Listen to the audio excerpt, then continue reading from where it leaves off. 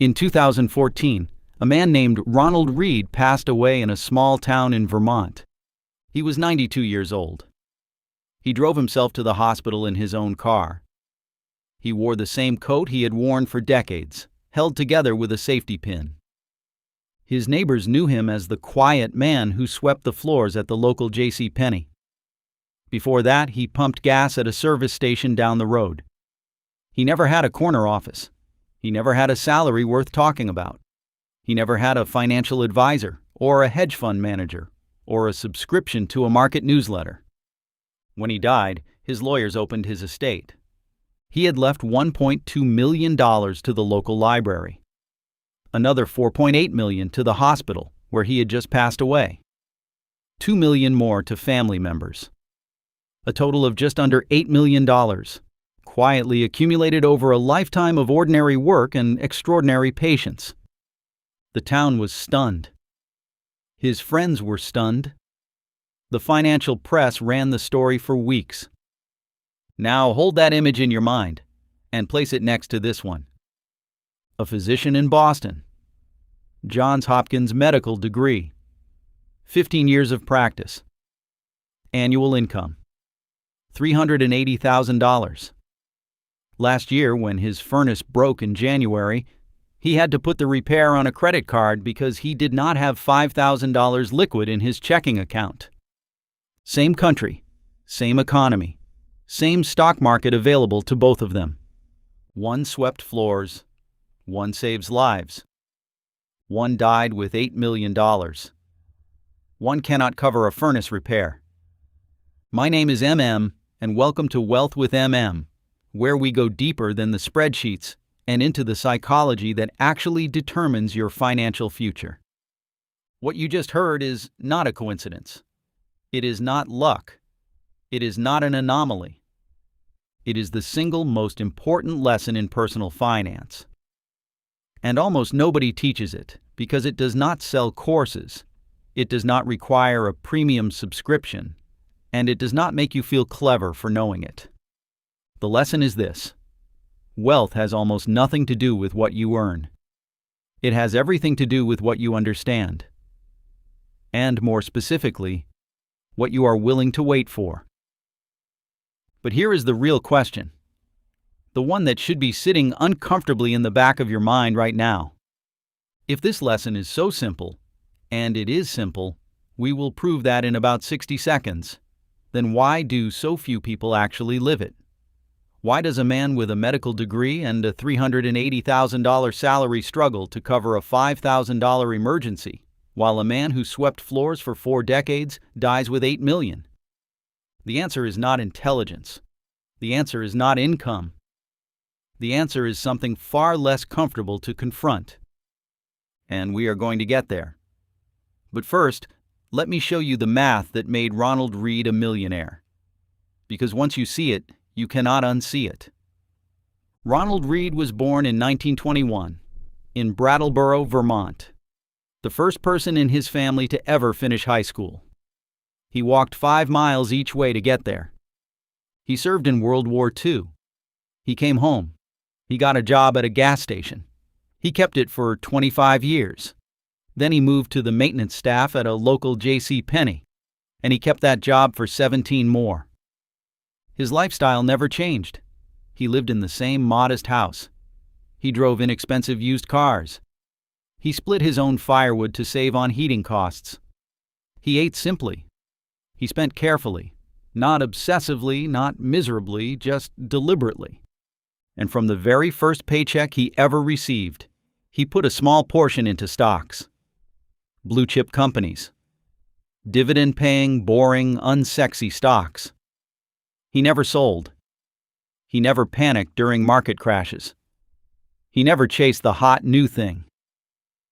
He simply bought, held, and reinvested his dividends, month after month, decade after decade, for over 60 years. When the market dropped in 1987, and it dropped hard, a single-day loss of 22%, Ronald Reed did not sell.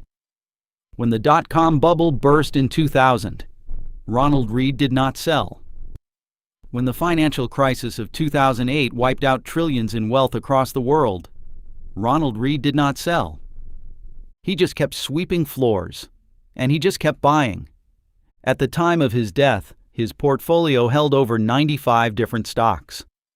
His estate was valued at just under $8 million. His lawyer told the press he was a hard worker, he was frugal, he was patient.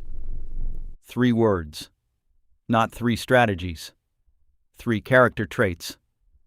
Now let's talk about why the doctor cannot cover his furnace repair. It is tempting to assume the doctor simply earns too little. But $380,000 a year is roughly $30,000 a month. Even after a high marginal tax rate, that is $16,000, $17,000 of take-home pay, every single month. The problem is not income. The problem is what happens to that income the moment it arrives. The doctor's mortgage is large because the neighborhood expected it. The car payments are significant because his colleagues drive certain brands.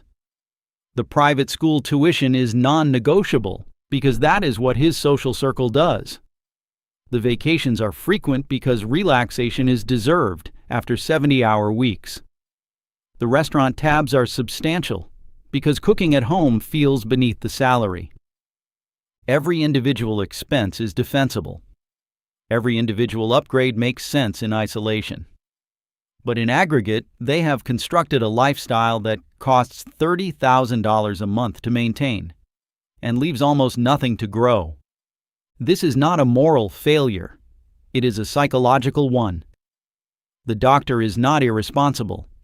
He is simply human, wired by millions of years of evolution to respond to social signals, to match the behavior of his peer group, to treat income as the finish line rather than the starting point.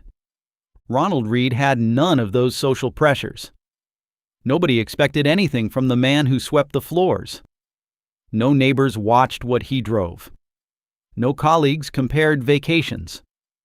No social machinery demanded that his lifestyle expand alongside his years of service. And so while the doctor was busy keeping up, Ronald Read was quietly compounding. There is a version of this truth that applies to almost everyone. The school teacher who retires with more savings than the investment banker. The postal worker who outlasts the hedge fund manager. The librarian who funds her grandchildren's education without ever earning 6 figures. The pattern is always the same. Behavior over brilliance. Patience over performance. Time over tactics. Let me show you the math, because until you feel it in your gut, it stays abstract. Imagine you invest $100. You earn a 10% return. After 1 year, you have $110. That extra $10 was your profit.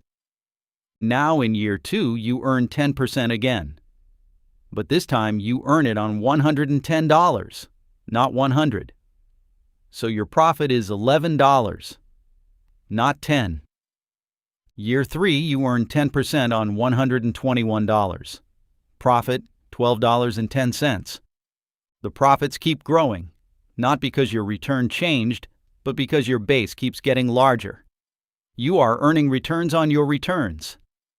The machine feeds itself. This is compound interest.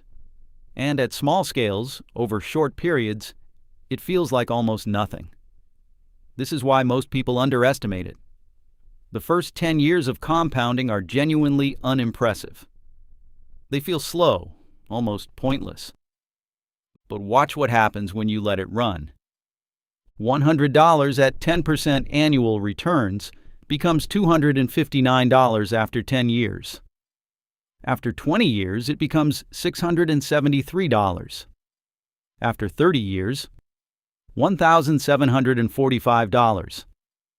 You put in $100. 30 years later, without adding a single cent, you have 17 times your original investment. Now apply that to real money, to consistent monthly contributions, to decades of not selling during panics, to dividends being silently reinvested, to fees staying low and discipline staying high. This is how Ronald Read did it. This is how he swept floors for 40 years and died with $8 million.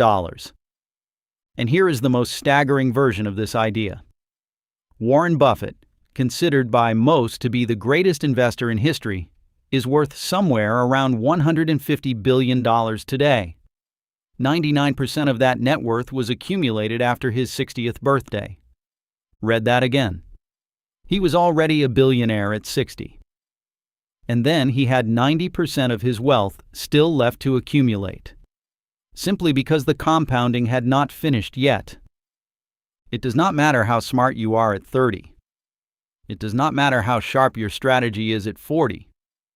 What matters is whether the machine is still running at 80, and that requires only one thing: not stopping it.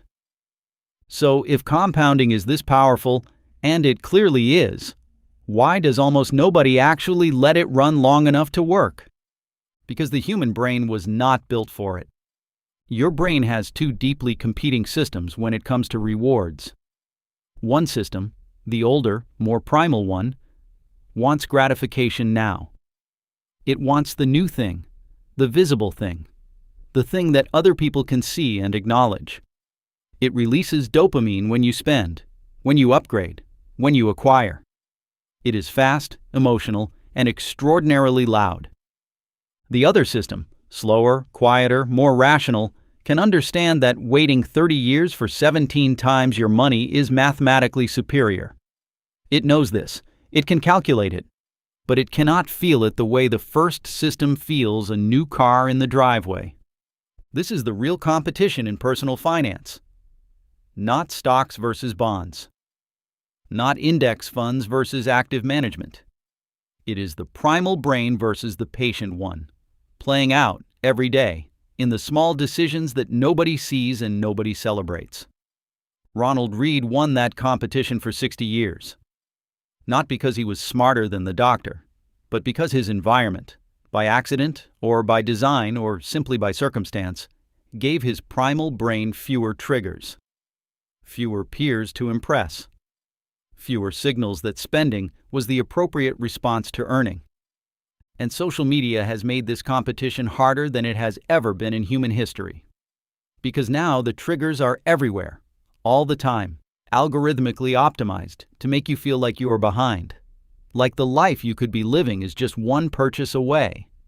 Every upgraded home renovation on your feed, every luxury travel post, every casual mention of a stock tip that made someone rich quickly. Each one is a small, quiet attack on your patient brain's ability to stay the course. The people who build real wealth are not the people who find the best stocks. They are the people who find a way to protect their patience, who build systems, automatic transfers, index funds, low-fee accounts, that keep the machine running, even when the emotional brain is screaming to do something. Ronald Read did not have a strategy. He had a habit, and he protected that habit for 60 years, through every market crash, every personal difficulty, every temptation to cash out and feel the money in his hands. That is the whole secret. Let me bring you back to where we started. Ronald Read. Safety pin on his coat. 5 miles walk to school. 42 years of ordinary work. $8 million quietly accumulated and given away at death. The doctor in Boston. 15 years of grueling education.